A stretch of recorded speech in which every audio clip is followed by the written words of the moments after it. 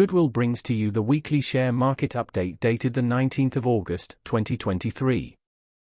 Talking about the corporate segment, we have shares of South Indian Bank jumped nearly 7% in early trade on August 18 after the lender appointed of a managing director and chief executive. The Reserve Bank of India has approved the appointment of P.R. Seshadri as the MD of South Indian Bank with effect from October 1 for a period of 3 years, according to a notification to stock exchanges. The nod was given by the RBI on August 17. Following the RBI approval, the board will meet to approve his appointment.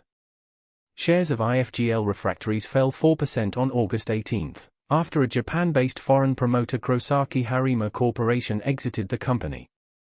Kosaki Harima Corporation has sold its entire personal holding of 55.90 lakh equity shares, equivalent to 15.51% of total paid-up equity in IFGL Refractories, through an off-market transaction for 111.8 rupees crore.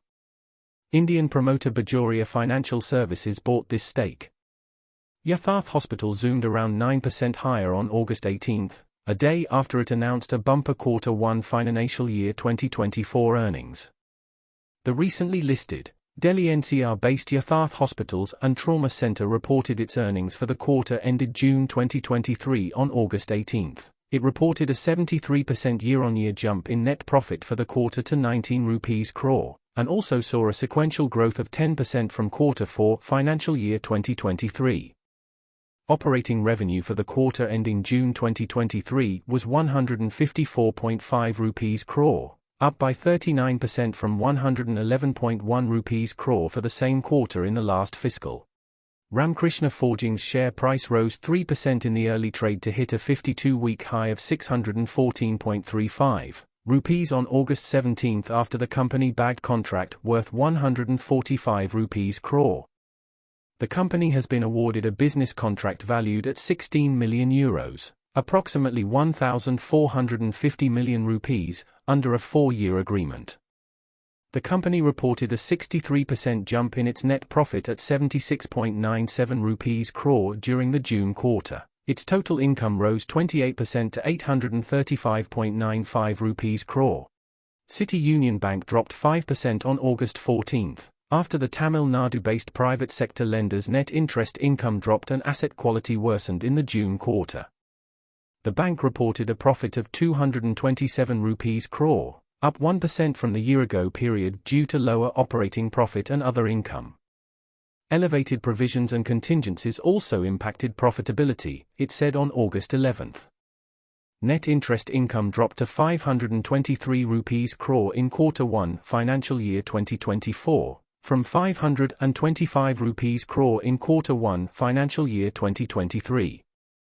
On asset quality front, gross non-performing assets rose 54 basis points sequentially to 4.91% and net NPA jumped 15 bps quarter-on-quarter to 2.51% in Q1 financial year 2024.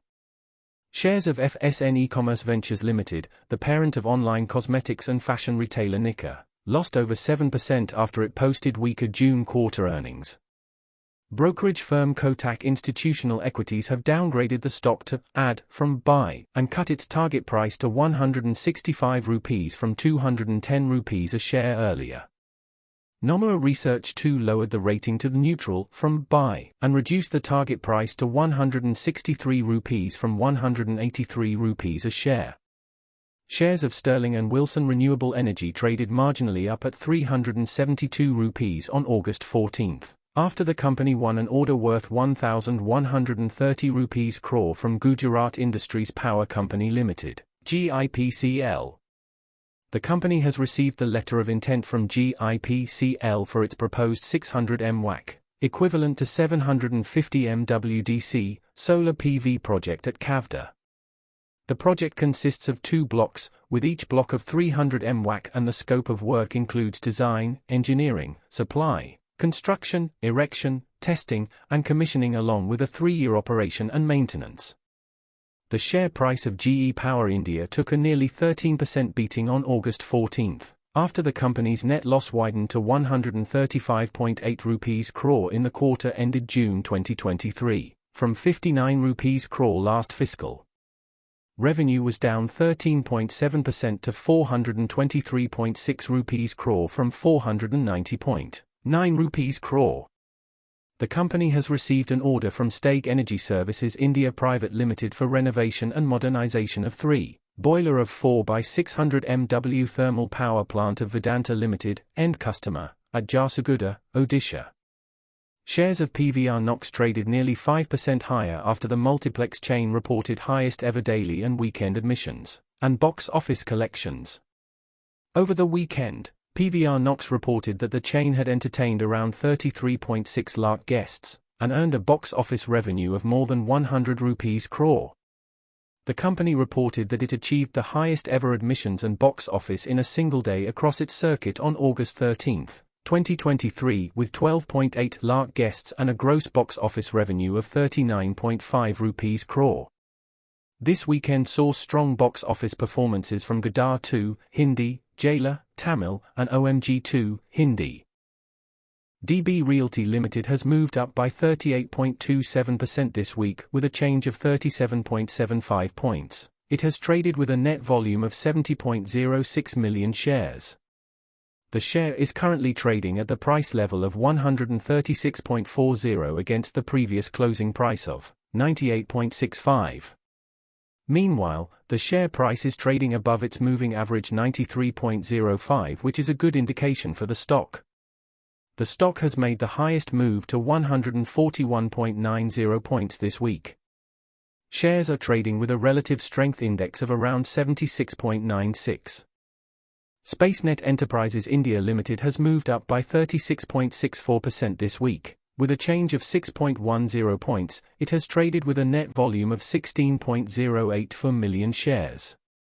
The share is currently trading at the price level of 22.75 against the previous closing price of 16.65. Meanwhile, the share price is trading above its moving average 18.35, which is a good indication for the stock.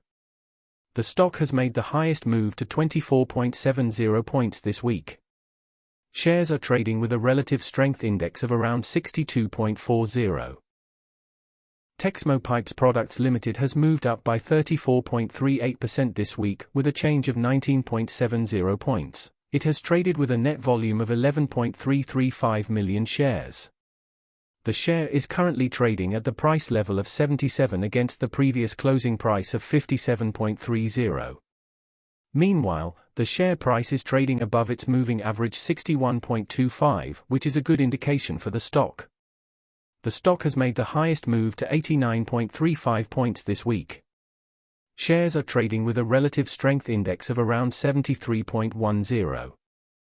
Agritech, India Limited has moved up by 32.78% this week with a change of 45.15 points. It has traded with a net volume of 697.278 thousand shares. The share is currently trading at the price level of 183.05 against the previous closing price of 137.90. Meanwhile, the share price is trading above its moving average 131.90, which is a good indication for the stock.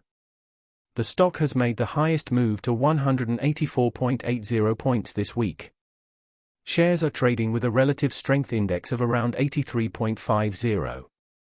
Cochin Shipyard Limited has moved up by 28.01% this week, with a change of 184.55 points. It has traded with a net volume of 69.624 million shares.